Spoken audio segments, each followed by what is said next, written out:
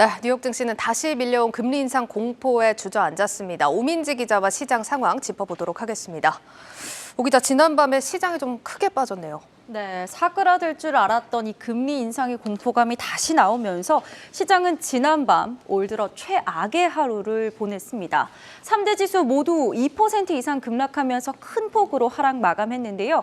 다우 지수는 지난밤에 2.06% 빠지면서 2023년 들어서 올랐던 상승 랠리분을 모두 반납했습니다.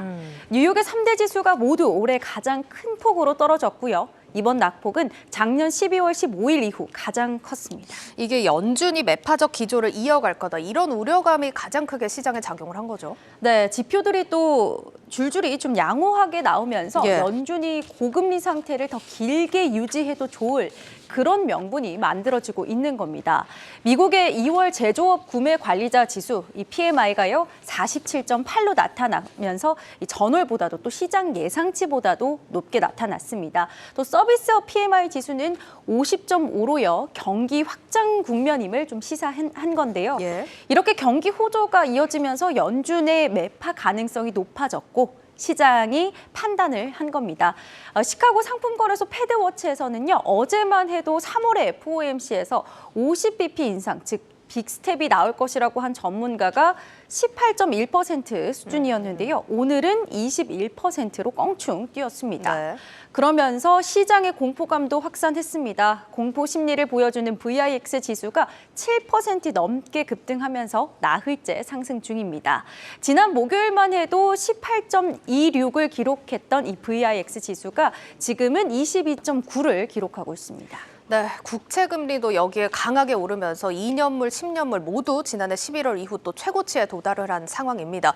이런 상황에서 사실 기업 실적이 좀 뒷받침을 해주면, 시장을 뒷받침해주면 좋았을 텐데 사실 상황이 그렇지도 않은 것 같아요. 네, 맞습니다. 기업 실적의 전망도 좋지는 않은데요.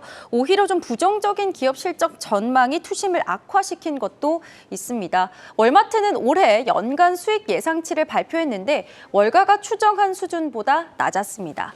또 주택 개량을 위한 소매품을 파는 이 홈디포도요, 올해 매출이 제자리 걸음일 것이라고 발표하면서 주가가 7% 넘게 떨어졌습니다.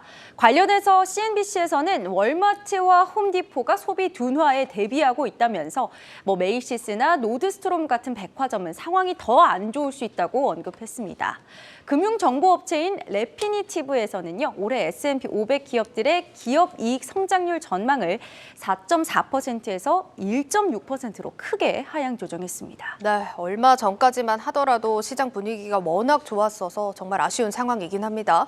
지금 시장 분위기가 생각보다도 더 빠르게 가라앉고 있는 것 같은데 월가에서는 어떤 분석들이 나오고 있을까요? 네, 최대 20%까지도 20%요? 하락할 수 있다. 이렇게 월가에서 나오고 있습니다. 이 월가의 쪽집게로 불리는 모건 스탠리의 마이크 윌슨 연구원의 분석인데요. 채권 시장은 이미 한 달 전부터 이 금리 인상에 대비하고 있다. 예상보다 가파를 것을 대비해 왔다고 이야기를 했는데 반대로 이 주식 시장은 그렇지 못했기 때문에 대가를 치르게 될 것이라면서 이렇게 말한 겁니다.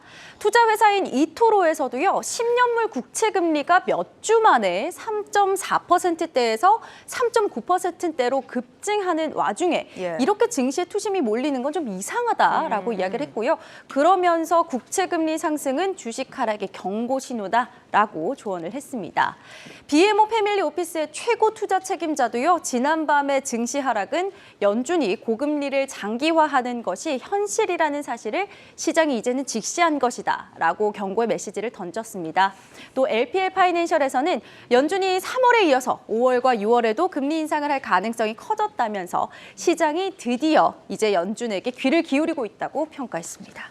월가 분석 정말 살벌합니다. 그리고 또 하나의 이슈가 푸틴 대통령이 핵 군축 조약, 그러니까 미국과 맺었던 핵무기 통제 조약을 중단하겠다, 이렇게 선언을 한 부분이 시장에 또 영향을 미쳤습니다. 미국 뉴욕 증시 방산주들 그럼 어떤 시각으로 좀 보는 게 좋을까요? 일단 확실히 지정학적으로 리스크가 커진 건 맞습니다. 그 영향으로 지난밤에 미국 증시가 2% 넘게 급락하는 장세 속에서도 방산주들이 좀 선방을 했는데요.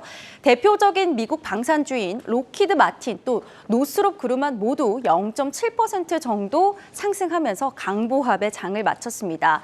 러시아와 우크라이나 전쟁으로 전 세계의 군비 지출이 늘어날 수 있다, 이런 기대감이 작용한 건데요. 푸틴이 핵을 언급한 진입하는 등 전쟁 국면이 심화되는 모습은 좀 분명합니다. 다만 이 방산주에 대해서 장기적으로 모멘텀이 생겼다고 단언하기는 좀 어렵겠습니다.